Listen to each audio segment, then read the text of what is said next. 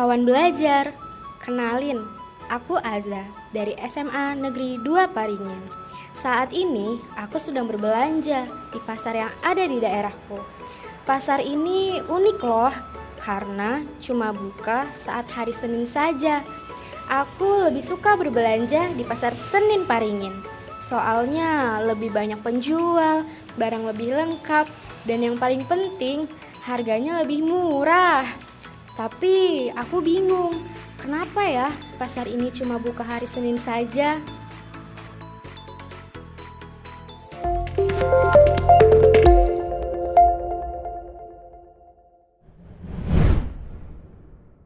Halo kawan belajar, berjumpa lagi dengan Kak Dina dalam pembelajaran ekonomi. Kali ini kita bakal ngebahas seputar macam-macam pasar dan apa saja peran pasar.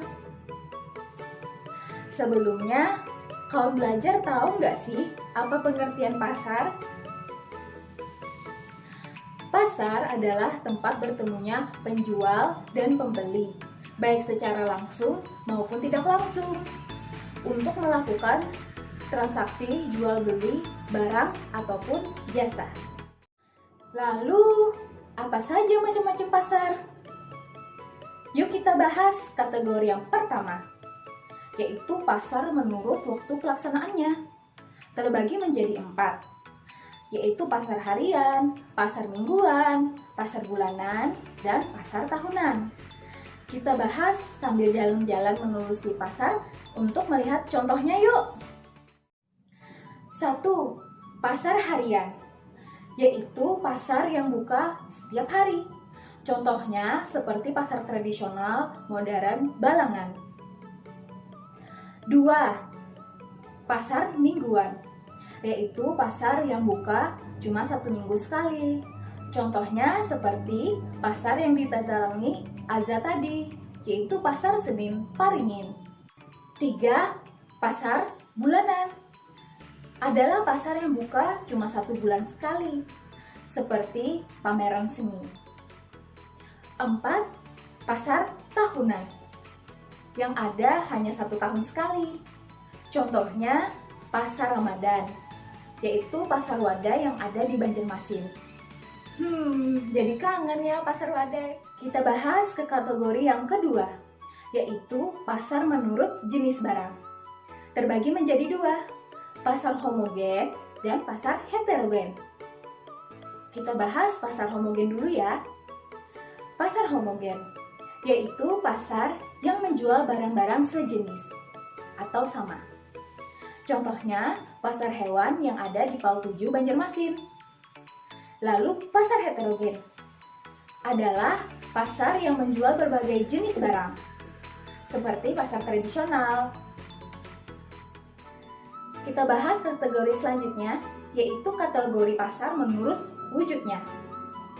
Terbagi menjadi 2 pasar, yaitu pasar konkret dan pasar abstrak. Pasar konkret, yaitu pasar yang transaksi jual beli secara langsung, seperti pasar swalayan atau pasar supermarket. Kedua, pasar abstrak, yakni pasar yang transaksi antara penjual dan pembeli secara tidak langsung atau online. Contohnya Shopee, Tokopedia, Lazada. Siapa nih yang suka belanja online? Ayo ngaku. Selanjutnya kita bahas tentang apa saja ya peran pasar bagi kegiatan ekonomi. Tapi sebelum itu Kak Dina mau berubah wujud dulu nih jadi 2 dimensi. Nah, sekarang Kak Dina sudah berubah wujud menjadi 2 dimensi nih. Kita lanjut tentang peran pasar bagi produsen, konsumen, dan pemerintah. Peran pasar bagi produsen ada 2. 1. Pasar menjadi tempat promosi barang atau jasa yang telah dihasilkan oleh produsen.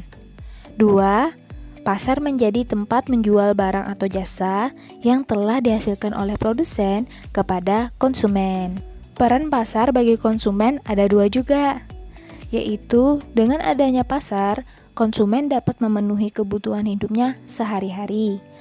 Juga konsumen dapat menawarkan sumber dayanya melalui pasar tenaga kerja. Peran pasar bagi pemerintah. Pajak dan retribusi yang ditarik oleh pemerintah dari pasar digunakan untuk pembangunan negara. Nah, kawan belajar, ternyata pasar banyak macamnya ya. Dan untuk menjawab pertanyaan Azza di awal, pasar mingguan itu terjadi karena menyesuaikan keadaan daerah tersebut. Jadi, pasar sangat penting bagi pertumbuhan ekonomi di suatu negara. Untuk itu, dengan mempelajari pasar, kita dapat mengetahui jenis pasar dan apa saja perannya bagi kehidupan sehari-hari. Kira-kira ada berapa macam pasar yang ada di daerah kawan belajar? Juga, bisakah kawan mau belajar memberikan contoh pasar bulanan? Tulis di kolom komentar ya. Semoga video ini dapat bermanfaat. Sampai jumpa.